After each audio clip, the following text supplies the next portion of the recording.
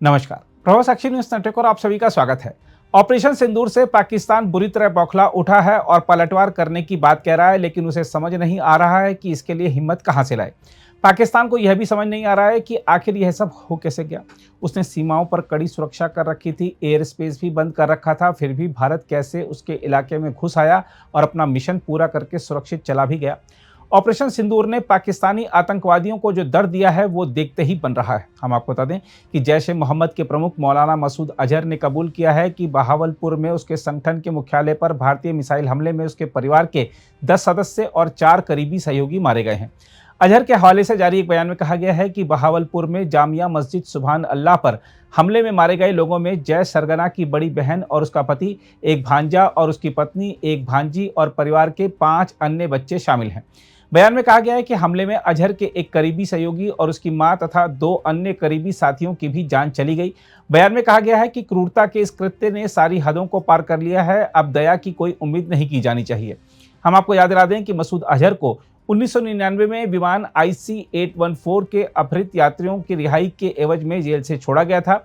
उसके बाद से बहावलपुर जैश का अड्डा बना हुआ था। संयुक्त राष्ट्र ने मई 2019 में अजहर को वैश्विक आतंकवादी घोषित किया था। तब चीन ने जैश प्रमुख को आतंकवादी घोषित करने के प्रस्ताव पर अपनी रोक को हटा लिया था। उस समय नई दिल्ली ने पहली बार संयुक्त राष्ट्र से इस बाबत संपर्क किया था। अजहर अप्रैल 2019 से कभी सार्वजनिक तौर पर नहीं दिखा है और माना जाता है कि वह बहावलपुर में किसी सुरक्षित जगह पर छिपा हुआ है। यह समूह भारत में कई आतंकवादी हमलों में शामिल रहा है, जिनमें 2001 में संसद पर हमला, 2000 में जम्मू कश्मीर विधानसभा पर हमला, 2016 में पठानकोट में भारतीय वायुसेना के अड्डे पर हमला और 2019 में पुलवामा आत्मघाती हमला शामिल है। इस बीच पाकिस्तान में पंजाब की सूचना मंत्री अजमा बुखारी ने कहा है कि बहावलपुर हमले में घायल सभी लोगों को विक्टोरिया अस्पताल में भर्ती कराया गया है और उनका अच्छे से अच्छा इलाज हो रहा है। पाकिस्तान की सेना ने कहा है कि भारतीय हमले में 26 लोग मारे गए हैं और 46 अन्य घायल हो गए हैं।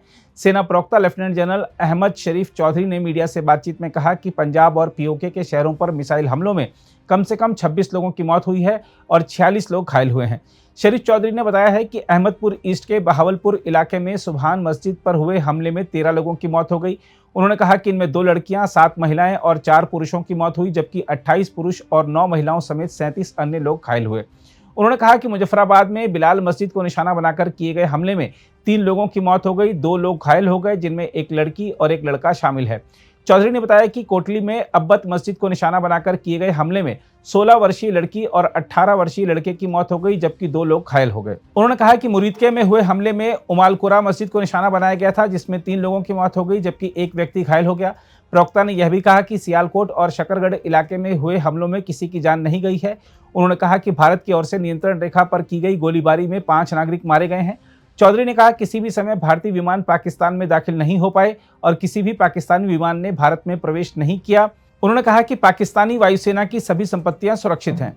उधर पाकिस्तान के प्रधानमंत्री शहबाज शरीफ ने पंजाब प्रांत और पाकिस्तान के कब्जे वाले कश्मीर में बुधवार तड़के आतंकी ठिकानों पर भारत की ओर से किए गए मिसाइल हमलों को युद्ध की कार्रवाई करार दिया और कहा कि उनके देश को करारा जवाब देने का पूरा अधिकार है। प्रधानमंत्री शरीफ ने कहा कि भारत ने पाकिस्तान में 5 जगहों पर हमले किए। उन्होंने एक बयान में कहा, पाकिस्तान को भारत द्वारा किए गए युद्ध के इस कृत्य का मुंहतोड़ जवाब देने का पूरा अधिकार है और वास्तव में इसका करारा जवाब दिया जा रहा है।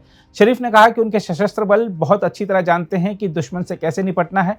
उन्होंने कहा, हम दुश्मन को उसके नापाक इरादों में कभी सफल नहीं होने देंगे। पाकिस्तान के उप प्रधानमंत्री और विदेश मंत्री इशाक डार ने भी भारतीय हमलों को पाकिस्तान की संप्रभुता, संयुक्त राष्ट्र चार्टर और अंतर्राष्ट्रीय कानून का घोर उल्लंघन करार दिया है। उन्होंने एक्स पर एक बयान में कहा, भारतीय कार्रवाई क्षेत्रीय शांति को खतरे में डाल रही है। विदेश कार्यालय ने एक बयान में भारतीय वायुसेना द्वारा भारतीय हवाई क्षेत्र में रहते हुए किए गए हमलों को युद्ध का अकारण और स्पष्ट कृत्य करार दिया। वहीं रक्षा मंत्री ख्वाजा आसिफ ने जियो न्यूज से कहा, हम पूरी ताकत से जवाब देंगे, हम इस कर्ज को उसी तरह चुकाएंगे जिस तरह से इसे चुकाया जाता है। उन्होंने कहा कि पाकिस्तान की प्रतिक्रिया तीव्र और कूटनीतिक दोनों होगी और भारतीय हमले का जवाब देने में उसे ज्यादा समय नहीं लगेगा। आसिफ ने कहा, अंतर्राष्ट्रीय मीडिया के लिए सभी स्थान खुले हैं ताकि वे पुष्टि कर सकें कि उन्होंने आतंकवादी ठिकानों को निशाना बनाया या नागरिकों को। हम आपको बता दें कि पाकिस्तानी अधिकारियों ने बताया है कि भारतीय सशस्त्र बलों ने POK के कोटली, मुजफ्फराबाद और बाग तथा पंजाब प्रांत के बहावलपुर और मुरीदके इलाकों को निशाना बनाया। सैन्य प्रवक्ता ने बताया कि भारत ने बहावलपुर के अहमद ईस्ट इलाके में सुभान अल्लाह मस्जिद, कोटली और मुजफ्फराबाद में 3 जगहों पर हवाई हमले किए। प्रवक्ता ने कहा, हमारी वायुसेना के सभी विमान हवा में हैं। यह कायरतापूर्ण और शर्मनाक हमला भारत के हवाई क्षेत्र से किया गया। उन्हें कभी भी पाकिस्तान के क्षेत्र में आने और घुसपैठ करने की अनुमति नहीं दी गई। उन्होंने कहा, मैं स्पष्ट रूप से कहना चाहता हूं कि पाकिस्तान अपने हिसाब से उचित समय और स्थान पर इसका जवाब देगा। इस घोर उकसावे का जवाब दिया जाएगा। प्रवक्ता ने कहा कि इस हमले से भारत को जो अस्थायी खुशी मिली है, उसकी जगह उसे स्थायी गम मिलेगा। हम आपको यह भी बता दें कि पाकिस्तान ने बुधवार को भारतीय दूतावास के प्रभारी को तलब किया और भारतीय हमलों के खिलाफ कड़ा विरोध दर्ज कराया। विदेश कार्यालय ने एक बयान में कहा है कि पाकिस्तान और पाकिस्तान के कब्जे वाले कश्मीर में कई स्थानों पर बिना उकसावे के भारतीय हमलों पर पाकिस्तान का कड़ा विरोध दर्ज कराने के लिए भारतीय प्रभारी को आज विदेश मंत्रालय में तलब किया गया। भारतीय प्रभारी को तलब किए जाने पर विदेश मंत्रालय ने कहा, यह बताया गया कि भारत की आक्रामक कार्रवाई पाकिस्तान की संप्रभुता का स्पष्ट उल्लंघन है।